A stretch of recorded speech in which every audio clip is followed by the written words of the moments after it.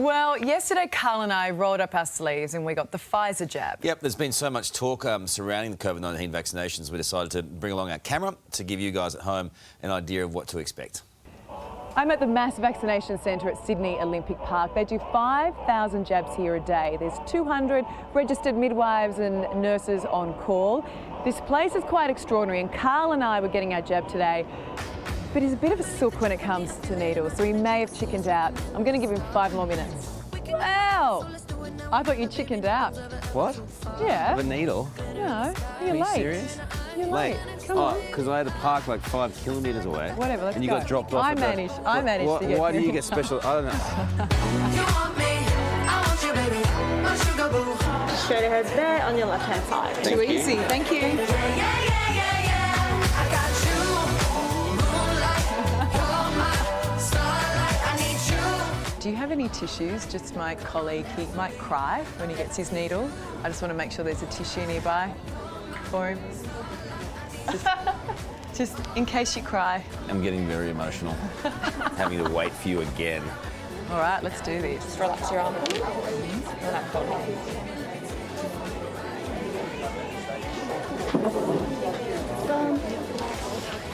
Easy as that. And a lollipop? She's tough. You're part of the 40 to 49 age group, yes. The lower end of that, of course. Can you roll up your sleeve for me? Stay nice and relaxed. Hold on to that, Karl. There's a 15-minute recovery after the injection. Did it hurt your hands touching the guns? You want me, I want you, baby, my sugar boo, I'm levitating. Well, that was painless. Fantastic. And Ally and I feel all right. I mean, obviously she doesn't look the best. But we do feel fine. Are there any people that get side effects when you see? A lot of people feel a bit unwell, a bit like we're after the flu shot, a bit virally, a bit of headache, muscle aches and pains, but they tend to settle down usually over about 24 hours. I thought he'd flake when he saw the needle. He was a lot braver than I was anticipating, to be honest. That's good to know. So we've had our first Pfizer jab. What happens now? As you're booking for today, you get a booking for in 3 weeks' time. So you get the second Pfizer jab at usually 21 days, so maybe sometimes 3 to 4 weeks.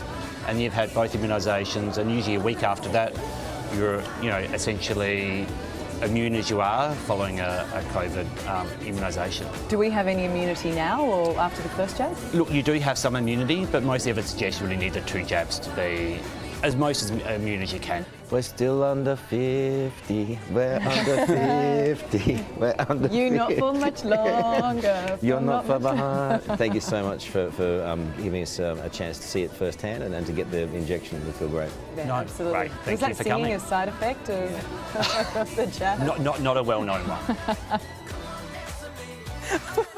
So one of the fortunate side effects of the Pfizer vaccine is it makes your hair grow. Stick your finger in a PowerPoint, Karl. in very different directions. No, I did.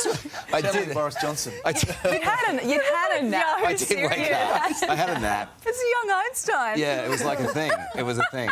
Without the intelligence of Einstein. Well, why are you so mean?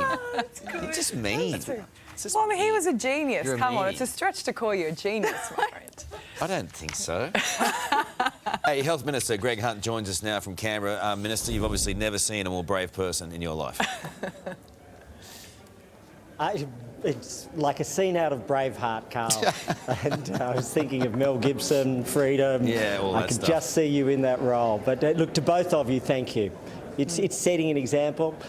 In the next 24 hours, we'll pass 4 million Australians who've been vaccinated, and that's just a critical step forward. And around the world, people are being vaccinated. Here in Australia, they're stepping forward, and we want everybody to come forward as soon as they're eligible.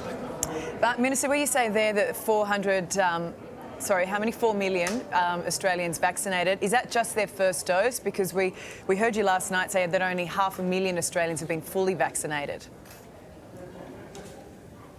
Well, I think the focus here is making sure that as many people have their first dose as possible. We have the AstraZeneca program, which is the backbone of our Australian program. That's a 12-week course between first and second doses. that 12 weeks isn't due to begin a second dosing regime until next week. Myself and Brendan Murphy, we're due to have ours on Monday. We'll be part of the first group within that to complete the 12 weeks.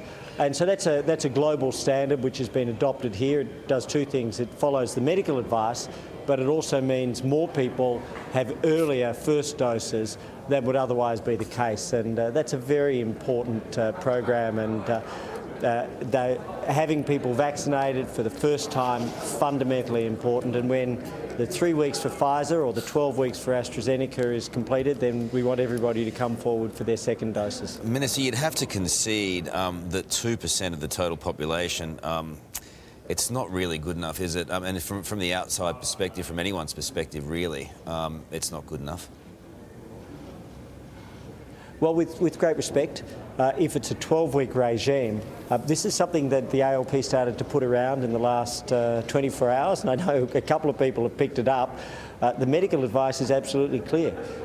There should be 12 weeks between first and second dose for AstraZeneca to have the optimal outcome, but it also has the effect that more people can be vaccinated earlier, and that's what the UK has done. That's what many countries have done, and if that's the medical advice, then that's the optimal way. And with 4 million doses expected to be passed in the next 24 hours, every one of those doses is providing protection. And I have heard this being put around by the ALP. I think it's a very dangerous development that they're trying to imply that the first dose doesn't provide protection. The first dose provides the bulk of the protection.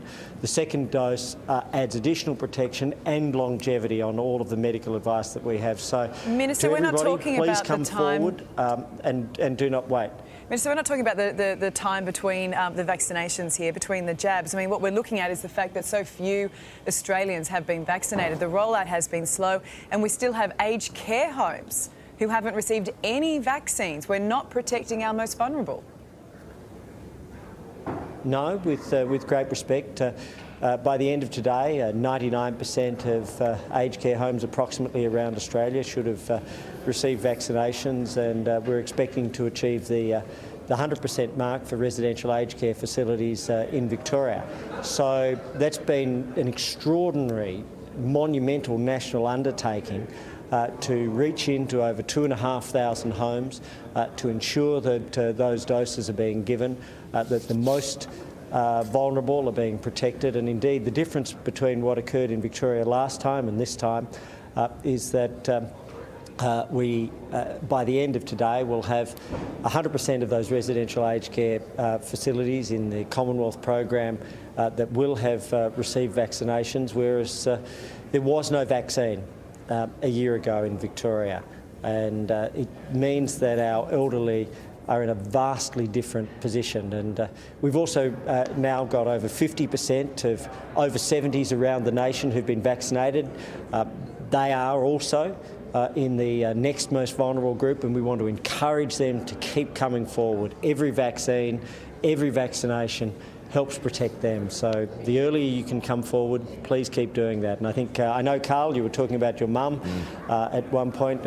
If mum hasn't had the vaccine yet, please come forward. My 89-year-old mother-in-law who lives with us went down to the Rosebud GP respiratory clinic in the first week in which vaccines were open for them, made the booking through the booking finder, the eligibility checker, and that's provided her with an important measure of protection. Yeah, Mum's going to go get it when she's back in Cairns soon. I'm concerned that I'm going to have to look after her if she falls ill in any capacity, because she's terrible when she gets a little flu. What's wrong with looking after your mother? No, it's just she always wants me to make soup and all those sort of things. So you sure that's what a good son would do? I know, I'm a good son. Hey, Greg, thank you for your time today. Lots on. I'm with Ally, Karl. Yeah. That'll be right. Take care. Is anyone with Thank you, Minister. Alex is with you. Although he'll change in a minute. Alex, are you with me? Hey, look at this, see? Are you with me? That's why I'm not with you. Exactly. Thank you, buddy. Thank you.